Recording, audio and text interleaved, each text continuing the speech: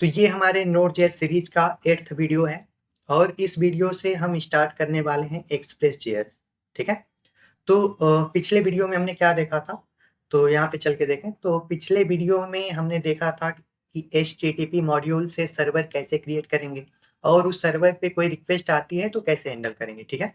यहाँ पे हमने कुछ HTML CSS की फाइलें भी सेंड करी हैं सर्वर के थ्रू। ठीक है। चलो अब यही काम यही सर्वर हम क्रिएट करेंगे किसके थ्रू, एक्सप्रेस के थ्रू। और एक्सप्रेस के थ्रू हम क्यों सर्वर क्रिएट करते हैं, तो HTTP मॉड्यूल में कुछ प्रॉब्लम्स थी। क्या प्रॉब्लम्स थी ये जानने के लिए आप पिछला वीडियो देख लेना। ठीक है। अभी हम कंटिन्यू करते हैं क्या, एक्सप्रेस.js। ठीक है। तो पहले गूगल पे चल के देखें कि एक्सप्रेस है क्या। तो यहाँ पे देखो, मैं गया हूँ expressjs.com पे। तो एक्सप्रेस.js is a fast unopinionated minimalistic web framework for नोड.js। ठीक है। तो एक्सप्रेस क्या है, एक वेब फ्रेमवर्क है किसके लिए, नोड.js के लिए। और ये फास्ट है, अनओपिनियटेड मीन्स कि आपको कभी भी रिस्ट्रिक्ट नहीं करेगा, आपको फुली फ्लेक्सिबिलिटी देगा कि आप अपने हिसाब से अपनी बैकएंड की फाइलों को स्ट्रक्चर कर सकते हो। ठीक है। और मिनिमलिस्टिक आप अपने आप कम से कम काम करके अपनी एप्लीकेशन को हैंडल कर पाओगे। ठीक है, अपने सर्वर को हैंडल कर पाओगे। ठीक है। तो अब इसे हम यूज कैसे करें, एक्सप्रेस को यूज करके सर्वर हम कैसे क्रिएट करें। तो एक्सप्रेस है क्या, एक फ्रेमवर्क एक एक्सटर्नल पैकेज है। इसे सबसे पहले हमें यहाँ पे क्या करना होगा, इंस्टॉल करना होगा। अगर एक्सप्रेस को यूज करना है तो एक्सप्रेस को हमें यहाँ पे इंस्टॉल करना पड़ेगा। ठीक है।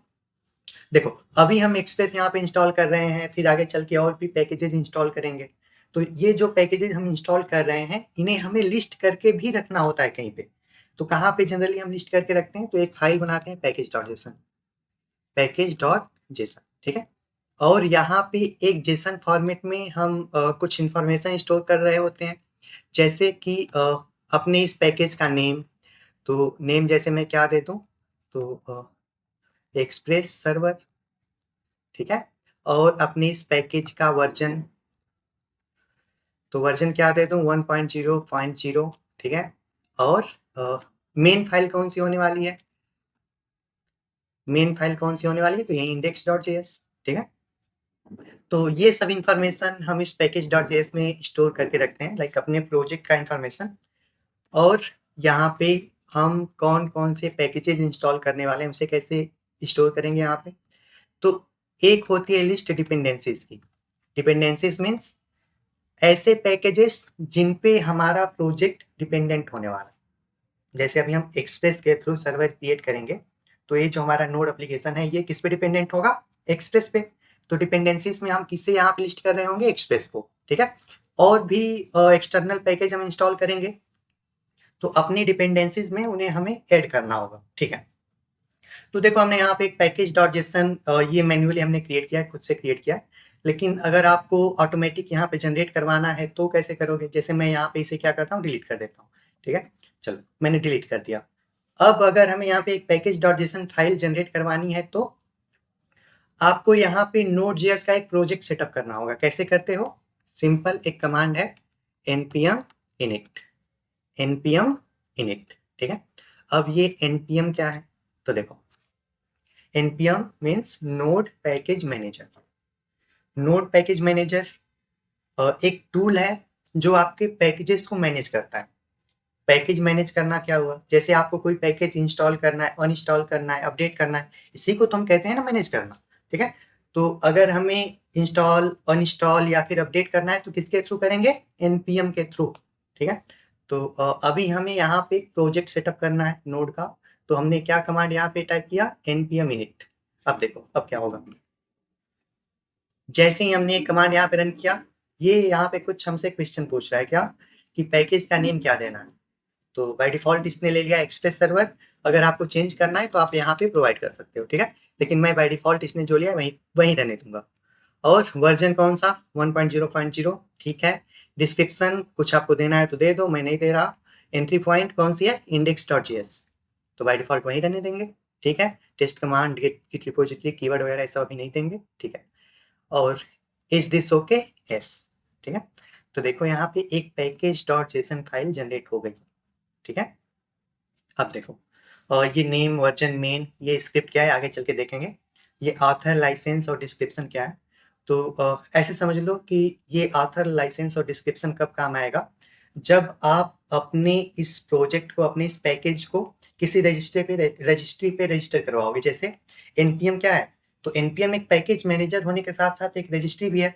ये अभी मैं जैसे यहाँ पे लिखूंगा एनपीएम इंस्टॉल एक्सप्रेस, तो वो एक्सप्रेस वाली फाइलें कहाँ से आएंगी, एनपीएम से ही। एनपीएम एक रजिस्ट्री भी है, ठीक है। तो अगर आपको मान लो एनपीएम जैसी रजिस्ट्री पे अपने इस पैकेज को रजिस्टर करवाना है, तो वहां पे इस ये ऑथर लाइसेंस और डिस्क्रिप्शन की जरूरत पड़ेगी। अभी इसका कोई काम नहीं है, ठीक है। तो हमने यहाँ पे package dot JSON file create कर लिया। अब देखो यहाँ पे एक चीज और है, जैसे मैं इसे डिलीट कर देता हूँ, ठीक है। अभी अगर आप यहाँ पे लिखते हो npm init -y, तो क्या होगा? अगर आप लिखते हो npm init -y तो क्या होगा? ठीक है, ये बाय डिफॉल्ट वो सारी चीजें ले लेगा, ठीक है। जो भी डिफॉल्ट वैल्यूज है वो लेके एक package dot JSON file create कर देगा। ये अभी आपसे पूछेगा भी नहीं कि आपको कोई नेम रखना है, वर्जन रखना है या क्या क्या, ठीक है। सारी चीजें डिफॉल्ट लेके ये एक package dot JSON file generate कर देगा, ठीक है। अभी देखो, अभी हमें एक्सप्रेस इंस्टॉल करना है, ठीक है। कैसे करेंगे? npm के थ्रू, npm इंस्टॉल एक्सप्रेस, ठीक है, कर लेते हैं। ठीक है, हमारा एक्सप्रेस इंस्टॉल हो गया। चल के पैकेज डॉट जेसन में देखें, तो यहाँ पे देखो एक डिपेंडेंसीज की लिस्ट आ गई, यहाँ पे डिपेंडेंसीज, और यहाँ पे एक आ गया एक्सप्रेस, ठीक है। एक्सप्रेस और यहाँ पे आ गया उसका वर्जन, ठीक है। चलो, एक्सप्रेस हमने इंस्टॉल कर लिया। अब एक्सप्रेस के थ्रू सर्वर कैसे क्रिएट करेंगे? तो यहाँ पे देखो, हमें एक्सप्रेस के थ्रू सर्वर क्रिएट करना है। तो सबसे पहले एक्सप्रेस को हमें इंपोर्ट करना होता है। तो const express equals to require express, express को इंपोर्ट कर लिया। अब सर्वर कैसे क्रिएट करना? तो const server equals to express, बस आपका सर्वर हो गया क्रिएट, ठीक है। आपका सर्वर क्रिएट हो गया। अब सर्वर हमने क्रिएट कर लिया, अब क्या करना होगा? अपनी सर्वर को किसी पोर्ट पे हमें लिसन करवाना होगा, ठीक है। तो सर्वर डॉट लिसन, यहाँ पे पोर्ट का नंबर दे देंगे, कोई भी दे दो, मैं 8000 देता हूँ। और एक call back function, call back function पे हम क्या करते हैं? नोटिफिकेशन शो करवा रहे होते हैं। Console dot log server is listening on port 8000, ठीक है। तो अभी अगर मैं अपने इस फाइल को रन करूं node index.js, ठीक है, तो देखो यहाँ पे एक नोटिफिकेशन हमें मिला कि server is listening on port 8000। तो हमने यहाँ पे एक सर्वर क्रिएट कर लिया। अब इस सर्वर पे कोई रिक्वेस्ट आती है तो उसे कैसे हैंडल करना है? तो देखो यहाँ पे हम कैसे हैंडल करते हैं रिक्वेस्ट। पहले तो सर्वर पे ही कोई रिक्वेस्ट आएगी, फिर डॉट, फिर यहाँ पे आपको बताना होता है रिक्वेस्ट का टाइप। तो ये रिक्वेस्ट के टाइप कैसे डिफाइन किए गए हैं? तो देखो, लाइक यहाँ पे अगर आपका पर्पज सर्वर से डेटा गेट करना है तो रिक्वेस्ट का टाइप क्या होना चाहिए? गेट। अगर आपका पर्पज सर्वर पे डेटा सेंड करना है तो रिक्वेस्ट का टाइप क्या होना चाहिए? पोस्ट। और आपका पर्पज सर्वर पे रखे डेटा को, लाइक डेटाबेस में रखे डेटा को अपडेट करना है तो वहाँ पे पुट, डिलीट करना है तो डिलीट, ठीक है। इसके बारे में और डिटेल में हम देखेंगे आगे। अभी के लिए बस यूज कर लेते हैं। तो सर्वर डॉट, चलो एक मैं गेट रिक्वेस्ट बनाता हूँ और यहाँ पे क्या देते हैं? तो पाथ। जैसे स्लैश पे कोई रिक्वेस्ट आती है, लोकल होस्ट 8000 पे हमारा सर्वर चलेगा। उसके बाद स्लैश, स्लैश पे कोई रिक्वेस्ट आती है तो हम क्या करेंगे? एक कॉल बैक फंक्शन चला देंगे। और इस कॉल बैक फंक्शन के पास दो चीजों का एक्सेस होगा, एक तो होता है रिक्वेस्ट और एक होता है रिस्पॉन्स, ठीक है। और रिक्वेस्ट में रिक्वेस्ट से रिलेटेड पूरा इन्फॉर्मेशन होगा और रिस्पॉन्स के थ्रू हम रिस्पॉन्स सेंड कर रहे होंगे, ठीक है। अभी के लिए मैं ऐसे सिर्फ एक सिंपल सा रिस्पॉन्स सेंड कर देता हूँ।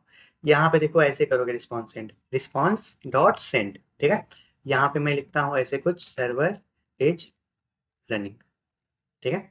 अब चल के मैं रिक्वेस्ट करूँ अपनी सर्वर पे, लोकल होस्ट 8000 पे मैं रिक्वेस्ट करूंगा तो हमारा ये सर्वर उस रिक्वेस्ट को हैंडल करेगा। अपने इस सर्वर को मैं पहले रीस्टार्ट कर दूं, मैंने कर दिया। चलो यहाँ पे ब्राउजर पे चल के मैं रिक्वेस्ट करता हूँ लोकल होस्ट 8000, 8000, ठीक है। तो यहाँ पे देखो क्या मिला? सर्वर इज रनिंग, ठीक है। और भी अगर आपको रिक्वेस्ट यहाँ पे हैंडल करना है, जैसे आप एक रिक्वेस्ट कुछ ऐसा बनाना चाहते हो कि सर्वर पे जब रिक्वेस्ट आए गेट स्लैश जैसे होम, तो आप जैसे यहाँ से मान लो HTML सर्व करना चाहते हो तो रिक्वेस्ट रिस्पॉन्स, बस रिस्पॉन्स डॉट सेंड कर दो यहाँ पे HTML, ठीक है। जैसे मैं एक H1 सेंड करता हूँ, दिस इज होम पेज, एक H1 हमारा क्लोज हो गया। अब अपने सर्वर को हम रीस्टार्ट कर दें, ठीक है। सर्वर को मैंने रीस्टार्ट कर दिया। अभी मैं रिक्वेस्ट करूँ स्लैश होम पे, तो क्या मिल रहा है मुझे, एक H1 मिल रहा, दिस इज होम पेज, ठीक है।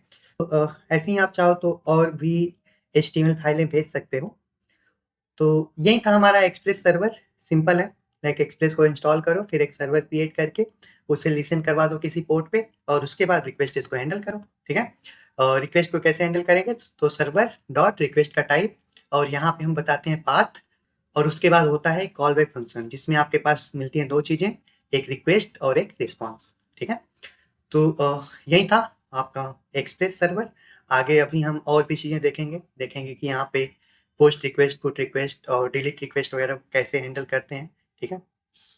और HTML की फाइलें भी सर्व करके देखेंगे, और जो HTTP मॉड्यूल में जो प्रॉब्लम थी कि वहाँ पे स्टैटिक फाइलों को हमें मैन्युअली सर्व करना पड़ता था, उन्हें भी हम एक्सप्रेस के थ्रू कैसे सर्व करते हैं वो भी देखेंगे, ठीक है।